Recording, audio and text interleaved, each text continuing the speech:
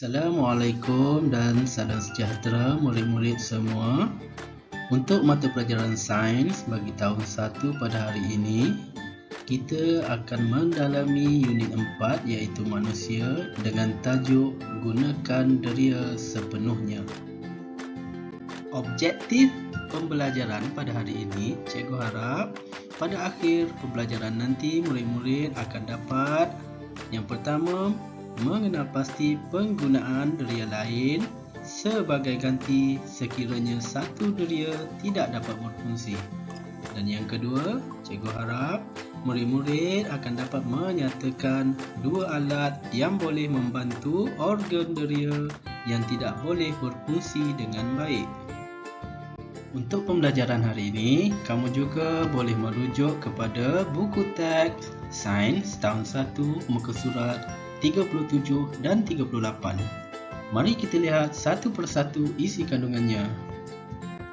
Lihat gambar yang diberi.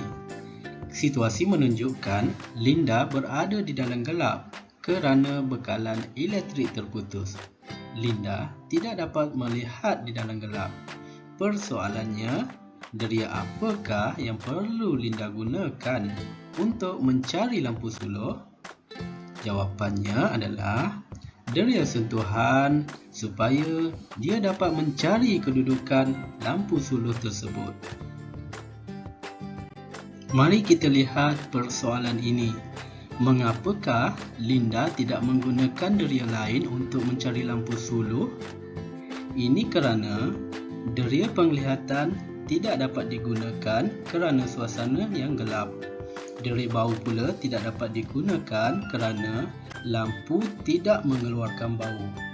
Deria rasa pula tidak dapat digunakan kerana lampu tidak boleh dimakan. Manakala deria pendengaran juga tidak dapat digunakan kerana lampu tidak mengeluarkan bunyi.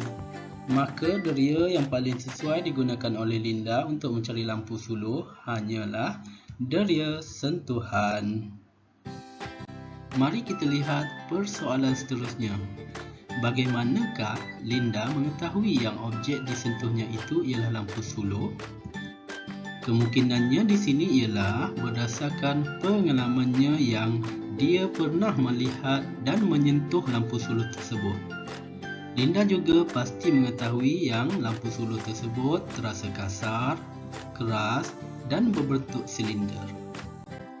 Jadi kesimpulannya, apabila sesuatu deria tidak berfungsi dengan baik, kamu masih lagi boleh menggunakan deria lain untuk memerhati. Murid-murid harus tahu bahawa terdapat alat bantu yang boleh digunakan oleh manusia yang tidak dapat menggunakan deria mereka. Apakah alat bantu yang boleh digunakan jika manusia tidak dapat menggunakan deria mereka? Yang pertama adalah cermin mata. Cermin mata adalah alat bantu untuk melihat dengan jelas. Yang kedua adalah alat bantu pendengaran. Alat bantu pendengaran ini adalah untuk mendengar dengan jelas. Cermin mata adalah alat bantu yang digunakan untuk melihat apabila mata kita tidak dapat melihat dengan jelas.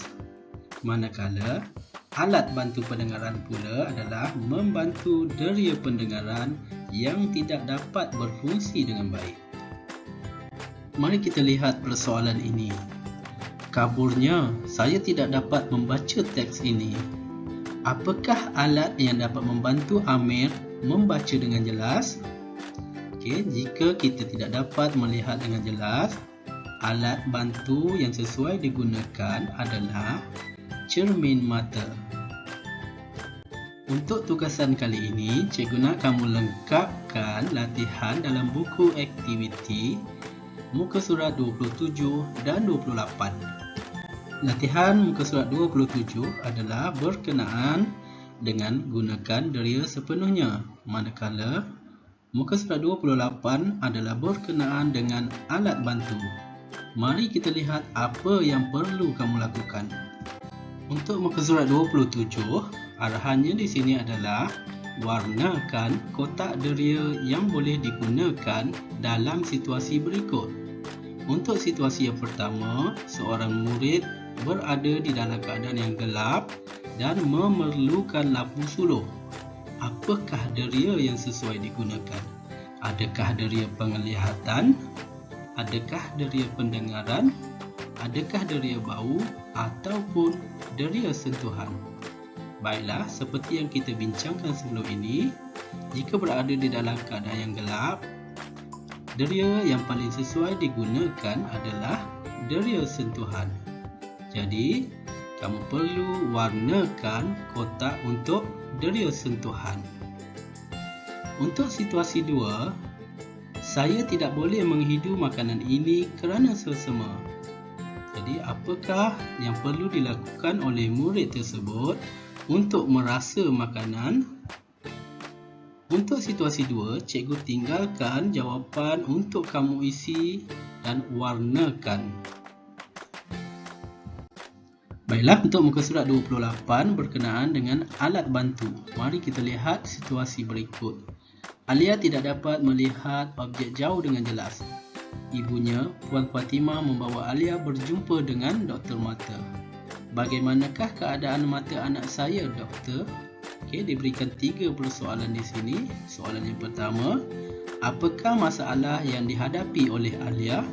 Okey, kalau berjumpa dengan doktor mata, jawapan dia mestilah masalah tidak dapat melihat. Okey, jawapan pun memang dah ada pada penerangannya di atas, iaitu Alia tidak dapat melihat objek jauh dengan jelas. Jadi, jawapan yang paling sesuai adalah Alia tidak dapat melihat objek jauh dengan jelas.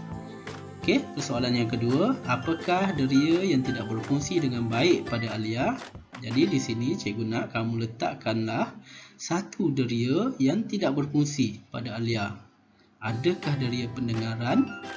Adakah deria penglihatan? Adakah deria rasa? Adakah deria sentuhan? Ataupun deria bau? Letakkan satu sahaja. Okey, soalan yang ketiga, apakah alat yang dapat membantu mengatasi masalah Alia? Okey, kita ada 2 jenis alat bantu. Yang pertama, alat bantu pendengaran. Yang kedua, cermin mata. Jadi letakkanlah apa alat bantu yang sesuai. Untuk soalan nombor 2 dan 3, cikgu tinggalkan ruangan ini untuk kamu isi. Okey, itu saja untuk tugasan kali ini. Sekian saja pembelajaran untuk kali ini. Jumpa lagi pada pembelajaran yang akan datang. Jangan lupa siapkan tugasan yang cikgu berikan dalam buku aktiviti muka surat 27 dan 28. Kemudian hantarkan gambar kepada cikgu untuk disemak dan dinilai. Jangan lupa subscribe channel cikgu. Terima kasih.